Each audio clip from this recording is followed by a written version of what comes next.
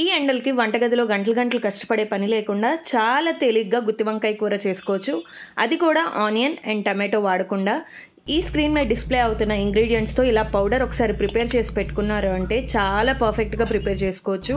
Curry లాగైనా చేసుకోవచ్చు, లేదు ఇలా గుత్తి వంకాయ ఫ్రై లాగైనా కూడా చేసుకోవచ్చు. టేస్ట్ అయితే చాలా బాగుంటుంది. మీరు ఎప్పుడైనా ఇలా ట్రై చేశారా? ట్రై చేయకపోతే ఖచ్చితంగా స్క్రీన్ షాట్ తీసుకుని ఆ ఇంగ్రీడియంట్స్తో పౌడర్ ప్రిపేర్ చేసుకుని ట్రై చేయండి. ఆఫీస్కి ఎర్లీగా వెళ్ళాలనుకున్నప్పుడు కానీ ఇలాంటి టేస్టీ కర్రీస్ చేసుకోవాలంటే కొంచెం టైం పడుతుందని అవాయిడ్ చేస్తూ ఉంటారు. అలాంటప్పుడు ఈ రెసిపీ ఖచ్చితంగా ట్రై చేయండి. చాలా ఈజీగా అయిపోతుంది, పని చేసినట్టు కూడా అనిపించదు. వంకాయ టేస్ట్ అయితే మాత్రం చాలా బాగుంటుందండి. ఇది ఇలా ఫ్రైస్ అండ్ గ్రేవీస్లోకి చాలా బాగుంటుంది. మీరు వంకాయతోనే కాదు వేరే వెజిటేబుల్స్తో కూడా చేసుకోవచ్చు. నేను ఇక్కడ కాకరకాయ కూడా యూజ్ చేసి ఫ్రై అయితే చేశాను.